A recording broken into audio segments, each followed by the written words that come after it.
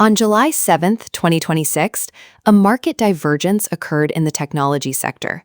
Samsung Electronics announced preliminary second quarter results showing a significant profit increase. However, the announcement was followed by a sector-wide sell-off.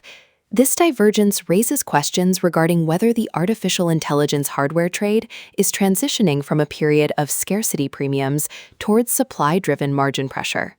Samsung's preliminary operating profit increased nearly 19-fold year-over-year to approximately 89.4 trillion won, which is approximately $58.4 billion. Consolidated sales reached 171 trillion won.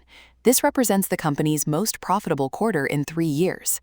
However, because revenue was slightly below consensus expectations and memory price increases are projected to moderate, the stock declined, affecting the broader Korean equity market. Following the sell-off in Asian markets, the Philadelphia Semiconductor Index gap opened lower and fell below its 50-day moving average. Technical analysts identify this movement as a break in the established upward trend. While semiconductor pullbacks were previously met with immediate buying due to chip scarcity, the expansion of manufacturing capacity has begun to reduce the scarcity premium associated with GPU and high-bandwidth memory hardware. Geopolitical events also influenced pre-market trading. On the morning of July 7, 2026, missiles were launched at 3 commercial oil tankers in the Strait of Hormuz. No casualties were reported, but the strikes targeted vessels associated with Saudi Arabia and Qatar, raising regional shipping concerns. Following the geopolitical strikes, Brent crude prices rose, and the 10-year U.S. Treasury yield broke above the 4.5% level.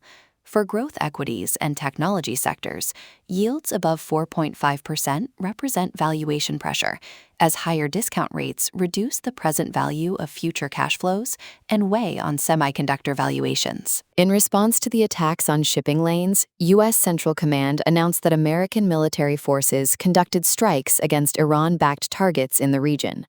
The stated goal of the operation is to protect commercial vessels in international waterways. Despite the downward pressure on the semiconductor sector, Nvidia outperformed the broader index and ended the session in positive territory.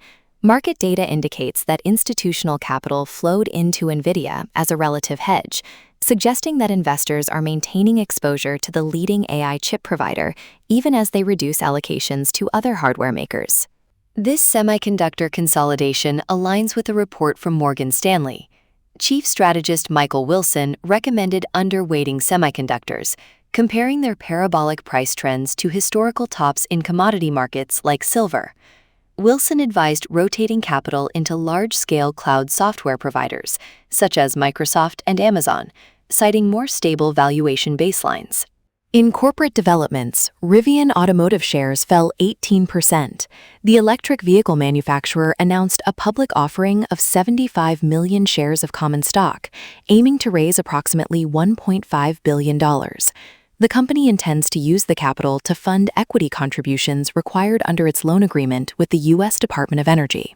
Traditional real estate sectors are also establishing exposure to artificial intelligence infrastructure.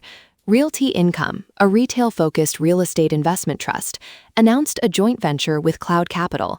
Under the agreement, Realty Income will invest up to $1.44 billion for a 45% equity stake in a Northern Virginia data center portfolio. In the technology services sector, Netflix's growth outlook is adjusting. Financial analysts report that Netflix projects revenue growth to decelerate to 13% in the coming quarter, down from the 16% year-over-year growth reported in the most recent period. This shift suggests a transition from a high-growth expansion phase to a mature cash-generating model. To support its shareholder returns during this growth transition, Netflix authorized a $32 billion share repurchase program.